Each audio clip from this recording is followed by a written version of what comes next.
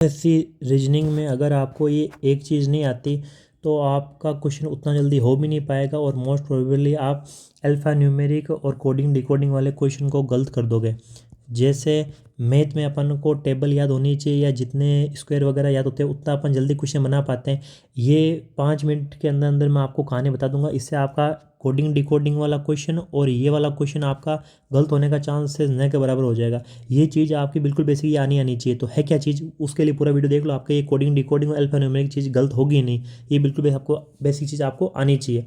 चीज़ क्या है वो, इसमें जैसे हमारे पास जो भी अल्फ़ाबेट रहते हैं ना, A to Z रहते हैं। हमको जनरली लोग क्या करते हैं, वहाँ एग्ज़ाम हॉल में जाते हैं, वो ABCD ऐसे करके Z तक लिखते हैं, फिर इनकी नंबरिंग 1 2 3 रफ पेज पे लिखते हैं। तो फिर वो क्या होता है, जब भी क्वेश्चन आता है कोडिंग डिकोडिंग का अल्फ़ा न्यूमेरिक का, फिर वो एक एक चीज़ को इससे ले लेके सोल्व करने की कोशिश करते हैं। उससे क्या टाइम भी दुगुना वेस्ट होता है और एग्जामिनर वो जो रफ सीट है वो भी आपसे ले लेता है। तो आपको बार बार देखना पड़ रहा है, टाइम वेस्ट हो रहा है, उससे क्वेश्चन भी आपका गलत हो जा रहा है। तो ये चीज़ आपको नहीं करनी है कि आप एग्जाम हॉल में जाके लिख रहे हो, टाइम पास कर रहे हो, इसकी ज़रूरत नहीं है। आप A to Z जो है ना, उनके नंबर आप याद ही रखो कि ए होता है वो 1 नंबर पे, बी 2 नंबर पे, सी 3 नंबर पे। ये चीज़ें कुछ मैं बता रहा हूँ वो आपने याद कर लेना। आपका जो नंबर आता है ना, जैसे स्नेक को इसका 25 बोलते हैं तो बेट को क्या बोलेंगे, ऐसे क्वेश्चन आते हैं। वो क्वेश्चन आप सारे बना लोगे। या कोई इसकी अल्फ़ा न्यूमेरिक सीरीज आएगी, A1 B2 C2 B, ऐसा कुछ भी आएगा, वो सीक्वेंस वो सारे आप कर लोगे। तो आपको ये याद कैसे रखना है, ये आपको एक बार याद हो गया ना, फिर आपको कभी दिक्कत नहीं होगी। Z तक जाना है अपन को, ये 26 तक। तो पहले तो आपको दो चीज़ याद करनी है।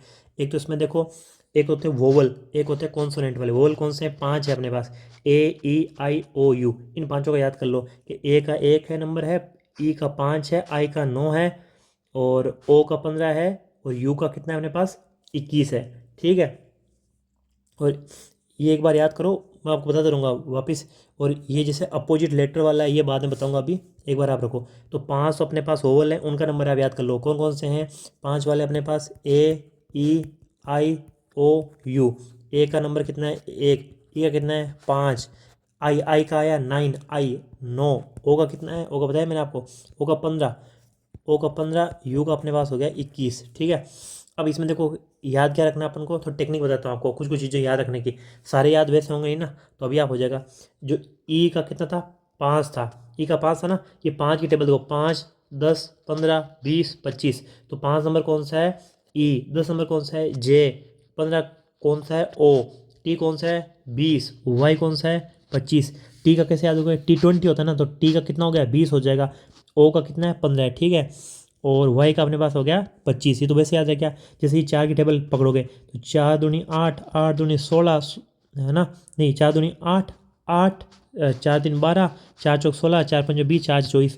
तो देखो इसका डी 4 नंबर, एच 8, हार्ट होता है ना, हार्ट से 8, एच का 8, एल पे 12, बी पे कितना हो गया, एल क्या होता है, ख़राब चीज़ होती है, तो एल पे 12 लगा दिया, पी पे कितना 16, टी का 20, एक्स का 24 हो गया। ये वैसे इसने क्या किया, 3 वाला भी लिख दिया, जैसे सी और एफ, ये 9 नंबर आई हो गया, और एल अपने पास 12, ओ 15, ये हो गया, आर 18 हो जाएगा, यू 21, एक्स 24। ये आप एक बार दिमाग में रिवाइंड कर लो। जैसे मैं आपको बोलता हूँ कि डी कितना है, डी अपने पास 4 है, ई कितना है, ई 5 हो जाएगा। अब मैं आपको पूछता हूँ 15 कौन सा है, तो आपके दिमाग में तुरंत आना चाहिए, क्या होगा, ओ होगा। अब मैं आपको पूछता हूँ 18 कौन सा है, RST, T20 होता है, आर कितना हो जाएगा, आर 18 हो जाएगा। ऐसे आपको डायरेक्ट याद होने चाहिए। ये आपको याद होंगे तो आपका क्वेश्चन जो 1 डेढ़ मिनट ले रहा था, वो क्वेश्चन आपका 30 सेकंड में हो पाएगा। तभी आप चाहे CGL 2026 का प्री वाले में भी स्पीड से क्वेश्चन कर पाओगे, रीजनिंग में आप पूरा 50 नंबर ला पाओगे, और मेंस वाले में भी आपका टाइम का दिक्कत नहीं रहेगा। और बाकी आपके MTS या कोई सा भी एग्जाम है ना, ये आपको आनी चाहिए। दूसरा इसमें आजकल क्या है कि ये वाला भी पूछता है, अपोजिट लेटर भी आपको पता होना चाहिए।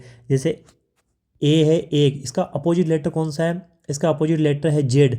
ए का अपोजिट जेड, अपोजिट लेटर का मतलब क्या है कि जैसे अपन A to Z लिखते हैं, तो ये यहाँ से पहला नंबर पे है, तो यहाँ से पहला नंबर कौन सा है, जेड है।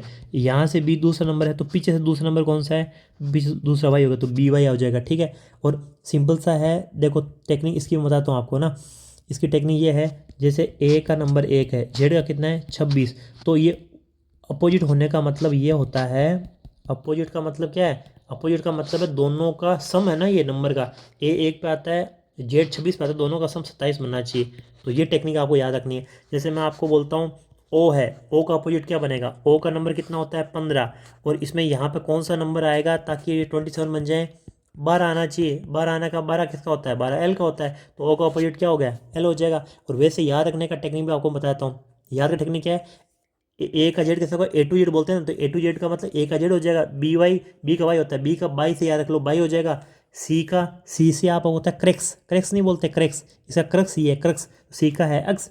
डी का देखो ड्यू होती ना, क्रिकेट वाले मैदान में ड्यू आ गई, तो वो वाले से ड्यू से आपको ये हो जाएगा, डी डब्ल्यू हो जाएगा। और एफ यू तो कुछ वर्ड होता है, लेकिन याद रखने के लिए मैंने डी का ड्यू बनाया, तो एफ से आपने बना दिया फ्यू, तो एफ का यू हो जाएगा। अब ई का क्या याद रखोगे, ई होता है electrical vehicle car, EV cars नहीं बोलते, तो ई का क्या हो गया, वी हो गया। जी का क्या होगा, जी का आपने पढ़ा होगा GT road, GT road grand trunk road पढ़ाई थी ना, हाँ ये सूरी ने बनाई थी, किसने बनाई थी, उससे याद हो जाएगा। और एच का क्या होता है, एच का होता है एस, एच से क्या होता है हैंडसम, कि मेरा बंदा हैंडसम है, तो एच से एच एस हो जाएगा। अब जो आई है, आई का कैसे निकालोगे, आई का अपने पास होता है आई आर, आई होता है कितना 9 नंबर, आर कितना होता है 18, 18 9 कितना हो गया 27 होना चाहिए टोटल नंबर। आई आर कैसे रखोगे, इंटरनेशनलाइजेशन हो जाएगा, आई आर हो जाएगा। और जे क्यू हो गया, ये हो गया जंगल की क्वीन है, तो जे का क्यू हो जाएगा, के काला पानी, के हो गया पी, के का कितना होता है 11, पी का कितना है 16, तो ये कितना 27 बन जाएगा। ठीक है। एल ओ, एल ओ का मतलब लव याद रखा, एल का कितना था 12, ओ कितना था 15, एम का कितना होता है, एम का होता है 13, ओ का एन का कितना है 14, 13 प्लस 14 27 हो जाएगा, तो एम में एन हो जाएगा। तो मेरे कहने का मतलब ये मैंने आपको थोड़ी टेक्निक बता दी ताकि आपको याद रखने में इजी रहे। जी का जीटी से याद आ जाएगा, एच का हैंडसम से याद आएगा, आई का आई आर से आ जाएगा। ये आपको याद होगा ना, तो मेरे आप यकीन करो, आपको कोडिंग डिकोडिंग का क्वेश्चन भी होगा ना, पैटर्न कोई भी रिकग्नाइज करने में, कोडिंग डिकोडिंग क्वेश्चन पकड़ने में आपको टाइम लगेगा ही नहीं। अब जैसे मैं आपका सिंपल सा एक टेस्ट ले लेता हूँ, जैसे मैं आपको पूछता हूँ 16 नंबर पे कौन सा आता है, कौन सा होगा बोलो बिना देखे हुए, पी। अब मैं आपको बोलता हूँ कि भाई मेरे को निकालना है टी किस पे आता है, टी से क्या आता है T20, ठीक है ना। कोई भी नंबर आ गया, जैसे मैं 10 पे क्या आता है, 10 पे आपको पता होना चाहिए क्या आता है, जे आता था, तो ऐसे आपको याद होना चाहिए। अब मैं आपको एक साइड देता हूँ, वो आपको कमेंट में करनी है। जैसे मैं आपको एक स्पेलिंग देता हूँ, EAGLE, इसका टोटल सम आपको निकालना है, इसके जो नंबर होंगे। जैसे ई कितने पे आता है, ई आएगा अपने पास 5 पे, प्लस ये 1 पे आया, जी 7 पे आया, ये ई कितने पे आ गया 12 पे, ये वापस किस पे आ गया, ये वापस आ गया 5 पे, इसका सम निकाला। वैसे आपको एक मैं स्पेलिंग दी, जैसे मैंने आपको स्पेलिंग दी हैंड पंप, ये हैंड पंप, इसका आप टोटल करके मेरे कमेंट बताओ, ये हो जाएगा तो फिर आपका कभी कोई डाउट ही नहीं रहेगा। और दूसरी कहानी, ये वाला जो चैनल है ना, इस पर मैं एसएससी का आप कोई भी एग्ज़ाम दे रहे हो, सीजीएल वाला दे रहे हो, सीएचएसएल दे रहे हो, सीपीओ दे रहे हो, कोई सा भी एग्ज़ाम दे रहे हो ना, इस चैनल को आप सब्सक्राइब कर लेना, क्योंकि इस चैनल पे जो मेरा इतने सालों का एक्सपीरियंस है ना, इन एग्ज़ाम को लेके भी और इवन यूपीएससी को भी लेके भी, उसका आपको बहुत फ़ायदा होने वाला है। मैं इसमें जो आपका मेन काम का क्रक्स रहता है, क्या आपको पढ़ना है क्या नहीं पढ़ना है, किस सब्जेक्ट की स्ट्रेटेजी क्या होनी चाहिए, जीके की ले लो, इंग्लिश की ले लो, या आपके इन जनरल रीजनिंग की ले लो, या किसी का भी कोई डाउट आ रहा है, उसमें आपको ये चैनल बहुत हेल्प करने वाला है। इन जनरल आपका कोई भी डाउट रहता है कि आपकी जैसे जॉब लगने के बाद का भी ज्वाइनिंग का सिस्टम क्या रहता है, वहाँ जॉब लगने के बाद की लाइफ का कैसा रहता है, सैलरी स्लिप से लेके आगे की इन जनरल आपकी कोई भी क्वेरी होगी ना, एसएससी रिलेटेड, यूपीएससी रिलेटेड, वो इस चैनल पे आपको पूरी होती मिल जाएगी। और मैं आपको ये गारंटी लेता हूँ कि आपको पूरे यूट्यूब वाले पे जो इस चैनल पे मैं कंटेंट देने वाला हूँ ना, वो कहीं मिलेगा भी नहीं, क्योंकि ऐसा सिंगल ही मेरे हिसाब से कोई बंदा होगा भी नहीं उतना, कोई भाई जिसने पहले प्राइवेट सेक्टर में अच्छा खासा काम किया हो, उसको उस चीज़ का एक्सपीरियंस हो, फिर वो गवर्नमेंट सेक्टर में गया हो, उसने एसएससी सीजल वाले भी मल्टीपल टाइम निकाले हो, फिर जैसे मैं एयर ट्रैफिक कंट्रोल ऑफिसर रहा था, फिर मैं ग्रुप ऑफिसर बन गया, तो मेरी इतनी सारी जो जर्नी है उसका आपको निचोड़ मिल जाएगा। बाकी आप इधर उधर भटकते फिरोगे, टाइम पास करोगे, उससे सॉल्यूशन हो नहीं पाएगा। तो मेरा आपसे ये कहना है कि आप इस चैनल से जुड़े रहो। बाकी आपको कोई भी इशू आएगा ना, आप मेरे को कमेंट में बताओ, मैं उसका जितना जल्दी हो पाएगा सॉल्यूशन करूँगा। बाकी हमने जो इसमें टेक्निक बताया ना, ये अल्फा न्यूमेरिक कोडिंग डिकोडिंग के लिए, ये आप रट के रखना, और इससे आपका क्वेश्चन में बहुत ज़्यादा हेल्प होगा। मतलब आपको सोचना ही नहीं पड़ेगा, कोई भी बोले नंबर आपको तुरंत दिमाग में आ जाना चाहिए। तो आप ऐसे ही मेरे से जुड़े रहो। बाकी अपन जल्द से जल्द मैं और भी अच्छी वीडियो लाऊंगा। आप सब्सक्राइब करोगे तब मैं और ज़्यादा बना पाऊंगा। फिर मेरे को भी लगता है मैं चैनल किसके लिए बना रहा हूँ, मैं बनाता हूँ फिर लोग मान लो कोई देखेगा नहीं तो फिर बनाने का कोई पॉइंट नहीं ना। ऐसा तो है नहीं मैं वीडियो बना के खुद ही देख लूँ, वो तो करूँगा नहीं ना। अगर आप लोग जुड़ोगे, आपका किसी का बेनिफिट हो रहा होगा, तभी मेरे को भी लगेगा कि नहीं मेरे को यार और लोगों तक अपना जो भी एक्सपीरियंस हो शेयर करना चाहिए, बताना चाहिए। तो मैं और बताता रहूँगा। आप जुड़े रहो, रेगुलर में वीडियो बनाऊँगा, आपको बहुत फ़ायदा होगा। Thank you for the watching this video.